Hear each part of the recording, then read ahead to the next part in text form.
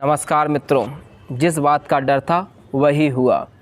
जब जाति विशेष को हम एक बलात्कार से जोड़ देते हैं, जब हम ये कहते हैं कि सवर्ण के लड़कों ने दलित महिला का रेप किया, तो कहीं ना कहीं आप बलात्कार के विरोध में बन रही हवा को कमज़ोर करते हैं। वहीं जब आप एक सिलेक्टिव आइडियोलॉजी लेकर धर्म विशेष के लड़कों के द्वारा किए गए अपराध पे आप मौन धारण कर लेते हैं, तो आप पे भी सवाल उठते हैं। जिस तरीके से हाथरस गैंगरेप के बाद बलरामपुर में भी सेम इंसिडेंट हुआ, लेकिन वहाँ गैंगरेप करने वाले धर्म विशेष के थे, इसलिए मीडिया में ये खबरें गायब हैं। जितनी ब्रूटल किलिंग महिला के साथ हाथरस में हुई, उतनी ही ब्रूटल किलिंग बलरामपुर में भी हुई, लेकिन ये मीडिया संस्थान आपको नहीं बताएगा।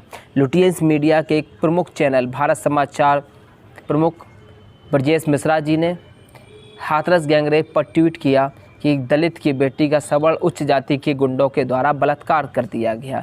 वहीं इस मामले पर बलरामपुर मामले में जिसमें धर्म विशेष के लड़कों का नाम आया है, तो ब्रजेश मिश्रा जी चुप्पी साधे हैं। वहीं राहुल गांधी जी और प्रियंका गांधी जो हाथरस पहुंच रहे हैं एक सिलेक्टिव आइडियोलॉजी को लेकर, वहीं बलरामपुर जाने में इनकी कोई दिलचस्पी नहीं है। मैं बात करूं आजमगढ़ की, जहां 8 वर्षीय लड़की का मुस्लिम युवक रिजवान के द्वारा गैंगरेप कर दिया गया। मैं बात करूं अगर बुलंदशहर की, जहां 14 वर्षीय लड़की का मुस्लिम युवक के द्वारा बलात्कार कर दिया गया, लेकिन ये खबरें मीडिया से गायब हैं, क्योंकि इन मीडिया संस्थानों को इसमें टीआरपी नहीं मिलेगी और इन राजनीतिक गिद्धों का इनमें मीम भीम गठबंधन जो है वो कमज़ोर होगा। जब ये कहेंगे एक दलित की बेटी का एक मुस्लिम के लड़के ने गैंगरेप कर दिया, तो ये इनका जो वोट बैंक है धर्म विशेष का, ये रखने का इनको खतरा बना रहता है।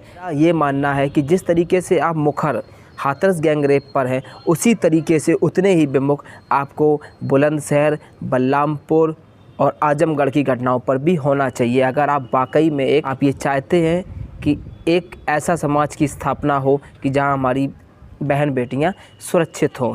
लेकिन जब आप वोटों के लिए राजनीति करते हैं, जब आप वोट के लिए एक जाति विशेष को टारगेट करते हैं, और जब आप वोटों के लिए एक धर्म विशेष के द्वारा किए गए अपराध पर आप चुप्पी साध लेते हैं, तो फिर मामला आपकी समझ पर भी उठेगा। तो जो ब्रूटल किलिंग हाथरस में भी हुई, वही ब्रूटल किलिंग बलरामपुर की युवती के साथ हुई। बस हाथरस गैंगरेप के अपराधी युवकों के नाम आपको चिल्ला कर बताए गए मीडिया में। बलरामपुर गैंगरेप के बाद हुई हत्या के नाम आपको सार्वजनिक भी नहीं किए गए।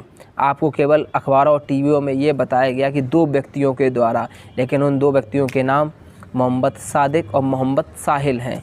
ये मीडिया संस्थानों में आपको नहीं दिखाया गया। तो मेरा यही मानना है, मेरी आपसे ये रिक्वेस्ट है, आप रेप जैसे कुकर्म में अपराधी की जाति ना ढूंढें, एक सिलेक्टिव आइडियोलॉजी ना बनाएं, एक विशेष जात को आउटरीच ना करें।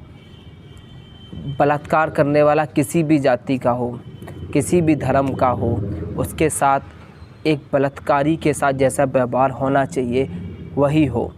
किसी धर्म विशेष के साथ कोई सिंपैथी ना हो, उसके मामले को ट्विस्ट ना किया जाए।